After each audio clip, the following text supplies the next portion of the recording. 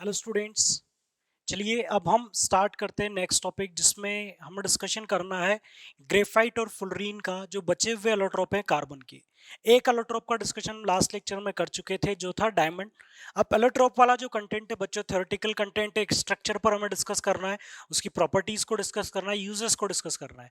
तो इस थ्योरी को पढ़ने के लिए बेटर है कि हम पूरी थ्योरी, जिस तरह से मैंने ग्रेफाइट का पूरा डिटेल बोर्ड पर आप लोगों के साथ शेयर कर लिया, अब हम इस पर डिस्कशन करेंगे तो इसमें हमारा ज्यादा टाइम भी इस प्रोसेस में, इसकी स्टडी में ज्यादा टाइम कंज्यूम नहीं होगा। तो चलिए बात करते हैं ग्रेफाइट की। जैसा कि डायमंड में मैंने, आप कंपेयर करते जाइएगा डायमंड से, डायमंड का सिंबल भी सी लिखा था, ग्रेफाइट के लिए भी वही सिंबल आपको यूज में लेना है। स्ट्रक्चर की बात करें तो डायमंड के स्ट्रक्चर में आपने स्टडी किया था, एक कार्बन चार कार्बन से बॉन्डेड होता है, क्योंकि एक कार्बन का इलेक्ट्रॉनिक कॉन्फ़िगरेशन क्या होता है 2,4, तो इसके पास 4 वैलेंस इलेक्ट्रॉन है। तो डायमंड में एक कार्बन अपने चारों इलेक्ट्रॉन्स बॉन्डिंग में पार्टिसिपेट करवाता है और स्ट्रॉन्ग मींस कोवेलेंट बॉन्ड का फॉर्मेशन वहां पर होता है। तो वहां टेट्राहेड्रल यूनिट से हमने स्ट्रक्चर डायमंड की देखी थी, बट यहां पर आप पढ़िए बच्चों कि यहां पर कार्बन जो पैटर्न को फॉलो करता है वो हेक्सागोनल लेयर्स बनाता है। आप चाहे तो यहां पर देख सकते हैं कि ये जो पैटर्न है बच्चों, इस वाले पार्ट को आप देखिएगा, ये आपको क्या नजर आ रहा है, एक हेक्सागोन नजर आ रहा है। और इस तरह के कई सारे हेक्सागोन्स आपको इस पूरी स्ट्रक्चर में नजर आएंगे। तो ये हेक्सागोनल एक लेयर हो गई, इसे लेयर 1 बोलेंगे, और ये क्या होगी, लेयर 2। क्लियर। यहां पर एक कार्बन जो है वो मैक्सिमम कितने कार्बन से डायरेक्टली बॉन्डेड है, 3 कार्बन से। आप देख लीजिए इस कार्बन को, ये कार्बन कितने कार्बन से बॉन्डेड है, 3 डिफरेंट कार्बन से बॉन्डेड है। क्लियर। एक कार्बन 3 कार्बन से बॉन्डेड होगा, तो कार्बन के पास तो कितने वैलेंस इलेक्ट्रॉन होते हैं, 4। अब 4 में से अगर आपने 3 को ही बॉन्डिंग में पार्टिसिपेट करवाया तो एक इलेक्ट्रॉन तो बच गया। और अब ये एक इलेक्ट्रॉन यहां पर फ्री इलेक्ट्रॉन होता है जो पार्शियली बॉन्डिंग में पार्टिसिपेट करता है, और एज ए फ्री इलेक्ट्रॉन इस पूरी स्ट्रक्चर में हर एक कार्बन का एक इलेक्ट्रॉन अवेलेबल होता है। हर एक कार्बन का एक फ्री इलेक्ट्रॉन इस पूरी स्ट्रक्चर में अवेलेबल है, ये ध्यान रखिएगा। ठीक है, अब हम इसे स्टडी करते हैं। Carbon atom bonded to 3 other carbon atoms by covalent bond and 1 valence electron of each carbon atom is free. इसके बाद बात की जा रही है कि यहां पर जो ग्रेफाइट की स्ट्रक्चर होती है वो लेयर्ड स्ट्रक्चर होती है। बच्चों ये भी एक इंपॉर्टेंट पॉइंट है, ध्यान रखिएगा। ग्रेफाइट की स्ट्रक्चर कैसी होती है, लेयर्ड स्ट्रक्चर होती है। और इस लेयर स्ट्रक्चर में दूसरा इंपॉर्टेंट पॉइंट ये है कि एक लेयर और दूसरी लेयर के बीच में कोई कोवेलेंट बॉन्ड नहीं है। एक लेयर और दूसरी लेयर के बीच में कोई कोवेलेंट बॉन्ड नहीं है। उनके बीच में जो फोर्स वर्क कर रहा है वो है वीक वांडरवाल फोर्स। तो दो लेयर के बीच में जो अट्रैक्शन वर्क कर रहा है बच्चों, वो कौन सा है, वीक वांडरवाल फोर्स है। और आपको पता है वांडरवाल फोर्सेस वीक होते हैं, तो अगर हम दोनों लेयर को इस तरह से मूव करेंगे तो वो एक दूसरे पर स्लिप होने की टेंडेंसी रखेगी, लेयर्स के अंदर स्लिप होने की टेंडेंसी होगी। तो आप बोल सकते हैं कि जो ग्रेफाइट होगा वो कैसा होगा, सॉफ्ट होने के साथ साथ स्लिपरी भी होगा। ठीक है, तो अगर आपसे एग्जाम में पूछा जाए कि ग्रेफाइट के सॉफ्ट एंड स्लिपरी होने का रीजन क्या है, तो रीजन आप क्या दोगे कि ग्रेफाइट की लेयर्ड स्ट्रक्चर होती है और लेयर्स के बीच में लगने वाला फोर्स वीक वांडरवाल फोर्स होता है, इसलिए ग्रेफाइट की लेयर एक दूसरे पर स्लिप होने की टेंडेंसी रखती है। अब आ जाते हैं स्ट्रक्चर में। स्ट्रक्चर में हर एक कार्बन 3 कार्बन से बॉन्डेड है। यहां पर जैसे कि ये कार्बन है तो स्ट्रक्चर आगे एक्सटेंड हो सकती है, ये कार्बन भी एक दूसरे कार्बन से बॉन्डेड होगा। यहां पर ये कार्बन जो है ये भी किसी दूसरे कार्बन से बॉन्डेड होंगे, ये भी किसी दूसरे कार्बन से बॉन्डेड होगा। तो सारे कार्बन बाहर बॉन्डेड होंगे, बट आप 3D में देखिए, ये लेयर 1 है और ये लेयर 2 है।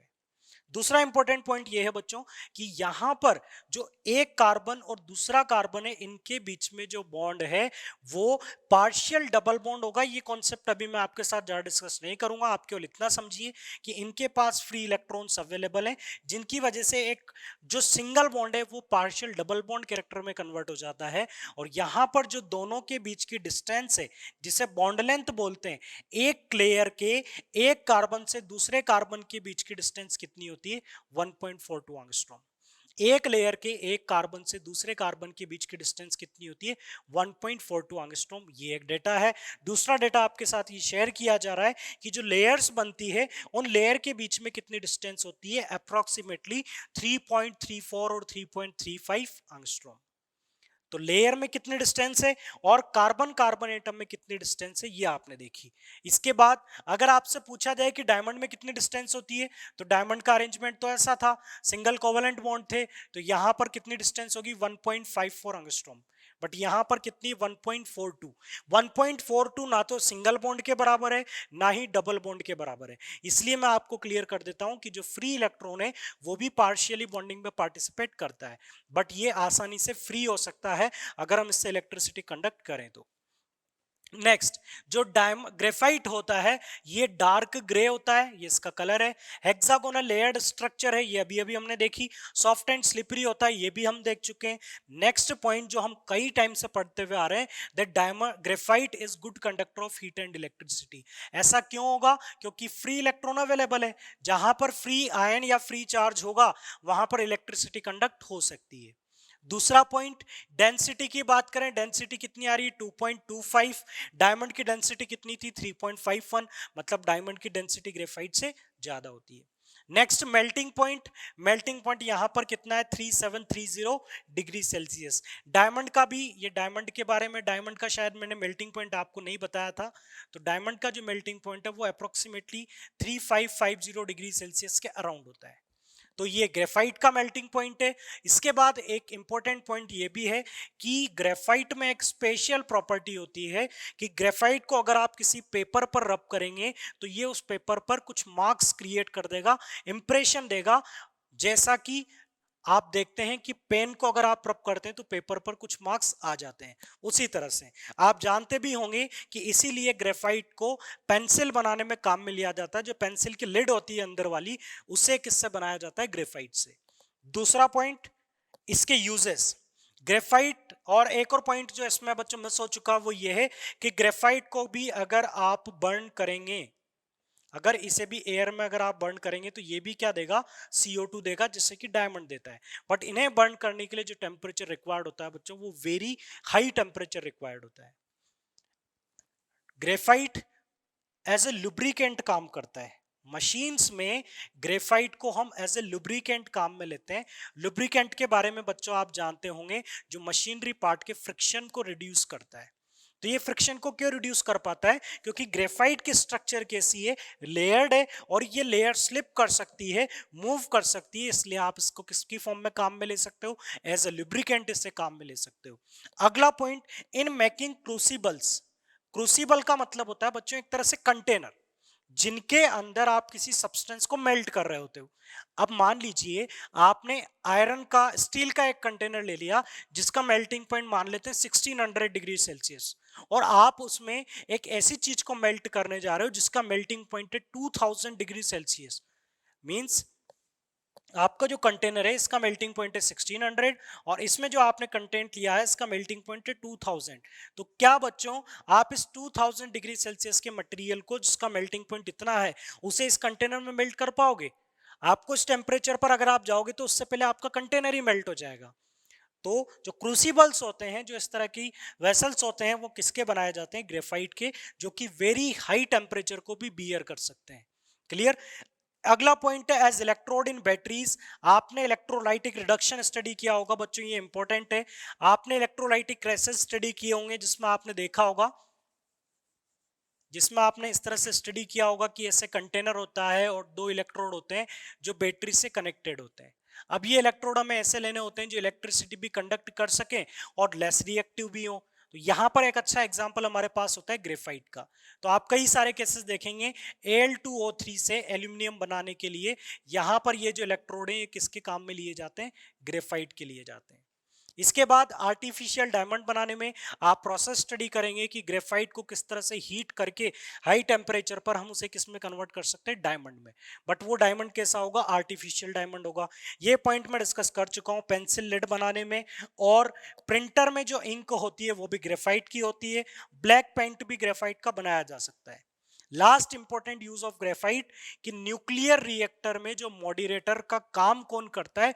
ग्रेफाइट करता है। मींस ग्रेफाइट की रॉड्स हम वहां पर काम में लेते हैं जो न्यूट्रॉन की स्पीड को कंट्रोल करती है, और जिससे जो न्यूक्लियर रिएक्शन होती है वो हमारे कंट्रोल में होती है, उन्हें ग्रेफाइट की मदद से हम सिस्टमेटिकली रेगुलेट कर पाते हैं। तो बच्चों ये ग्रेफाइट के यूजेस थे, इसकी प्रॉपर्टीज और इसकी स्ट्रक्चर, आप इसे एक बार स्टडी करें, फिर हम बात करते हैं फुलरीन की। तो चलिए बच्चों अब बात करते हैं नेक्स्ट एलोट्रोप ऑफ कार्बन की, जो कि है फुलरीन। अब तक दो एलोट्रोप्स हमारे हो चुके हैं, एक डायमंड और एक graphite. Now next one is fullerene. Diamond graphite ज्यादा इंपॉर्टेंट है, दोनों कंपैरिजन दोनों का अच्छे से किया जा सकता है। फुलरीन की प्रॉपर्टीज थोड़ी डिफरेंट है, फुलरीन का केस थोड़ा अलग है और इस पर इतने ज्यादा क्वेश्चन भी नहीं पूछे जाते हैं। तो एक ब्रीफ डिस्कशन, थोड़ा सा डिस्कशन हम करेंगे फुलरीन का। बाकी बच्चों ध्यान रखिएगा, मेजर कंटेंट जो है वो रहेगा डायमंड और ग्रेफाइट का, तो उन्हें हमने डिटेल में स्टडी किया। बात करते हैं फुलरीन की। फुलरीन बच्चों, फुलरीन का जो फॉर्मूला है, इसमें कई सारे कार्बन हो सकते हैं but fix number of carbon होते हैं, तो हम इसे CN से भी रिप्रेजेंट कर सकते हैं। और यहाँ पर जो मोस्ट कॉमन फुलरीन जिसकी हम बात कर रहे हैं वो कौन सा है, C60 है।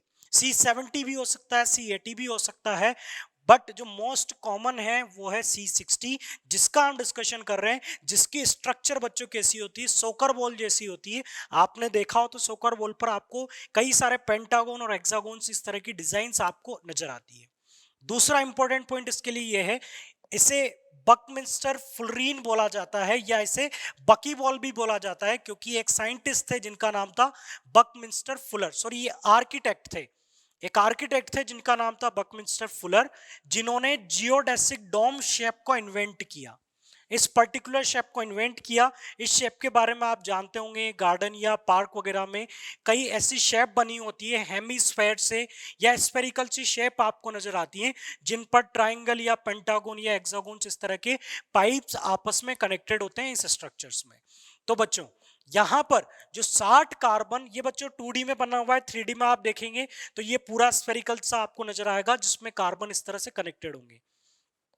टोटल 60 कार्बन से, और 60 कार्बन का अरेंजमेंट दो ही रिंग की फॉर्म में, या तो 5 कार्बन की रिंग बनी मिलेगी, या तो पेंटागोन्स आपको नजर आएंगे, या आपको यहां पर नजर आएंगे हेक्सागोन्स। या तो पेंटागोन नजर आएंगे या आपको यहां पर नजर आएंगे हेक्सागोन्स। जबकि बच्चों बात की जाए तो यहां पर 7 कार्बन की भी रिंग हो सकती है अगर हम अदर फुलरीन की बात करें, बट 60 वाले फुलरीन के अंदर पेंटागोन और हेक्सागोन आपको मिलेंगे। इसके बाद एक इंपॉर्टेंट पॉइंट ये फुलरीन के बारे में, जो मैंने डायमंड पढ़ाते वक्त आपको बताया था कि डायमंड या ग्रेफाइट में कार्बन कनेक्ट होगा, कनेक्ट होगा, कनेक्ट होगा, कहीं ना कहीं उसका एंड होगा, और कहीं ना कहीं कार्बन के जो सरफेस कार्बन होंगे उनकी वैलेंसीज कहीं ना कहीं इंप्योरिटीज के साथ कंबाइन होंगी, वो फ्री हो जाएंगी, इसलिए उनमें इंप्योरिटी आने का चांसेस है। बट यहां पर तो कार्बन कार्बन से ही कनेक्टेड है, एक कार्बन घूम फिरकर वापस से किससे कनेक्ट हो जाएगा, दूसरे कार्बन से कनेक्ट होकर ब्लॉक हो जाएगा। मतलब ये केस कैसा रहेगा, प्योरेस्ट रहेगा, क्योंकि इसमें कोई सरफेस बॉन्ड नहीं है। समझ रहे हो बच्चों मेरी बात, सरफेस बॉन्ड का मतलब कि मैंने इस कार्बन से शुरुआत की, इससे अगला कनेक्ट हुआ, अगला कनेक्ट हुआ, बट स्ट्रक्चर कैसी है आपकी, सारे कार्बन वही हैं, और जो ये कार्बन होगा इसका दूसरा बॉन्ड किसी दूसरे कार्बन से सेटिस्फाइड रहेगा।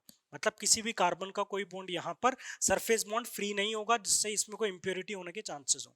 तो ये एक इंपॉर्टेंट पॉइंट था इसका, जिस पर क्वेश्चन पूछा जाता है। इसके यूजेस, यूजेस में जैसे कि रेडियो एक्टिव फॉर्म होती है कार्बन 60 की, उसे यूज में लिया जाता है कैंसर ट्रीटमेंट के लिए, जो सिस्ट होती है उन्हें डैमेज करने के लिए, उन्हें उन्हें खत्म करने के लिए हम रेडियो एक्टिव C60 को यूज में लेते हैं। कैंसर ट्रीटमेंट में, एड्स थेरेपी में इसे काम में लिया जाता है। ये एंटीवियर या हम बात करें लुब्रिकेटिंग ऑयल, तो इनकी एंटी फ्रिक्शन प्रॉपर्टी को इंप्रूव करने के लिए भी उनमें मिक्स किया जाता है। नेक्स्ट जो लास्ट पॉइंट है कि फुलरीन के एल्कली मेटल्स के साथ कंपाउंड बनते हैं, जिन्हें फुलराइड बोला जाता है, और वो काम करते हैं सुपर कंडक्टर का।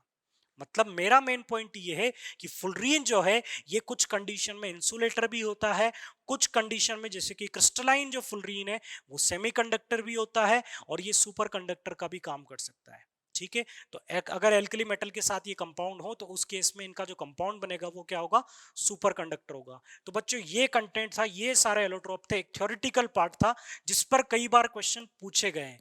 तो आप एलोट्रोप्स को अच्छे से रिवाइज करें, तीनों एलोट्रोप्स को एक साथ पढ़ें, और जितना मैंने पढ़ाया केवल उतना ही पढ़ें, ये आपके एग्जाम्स के लिए मोर देन सफिशिएंट रहेगा।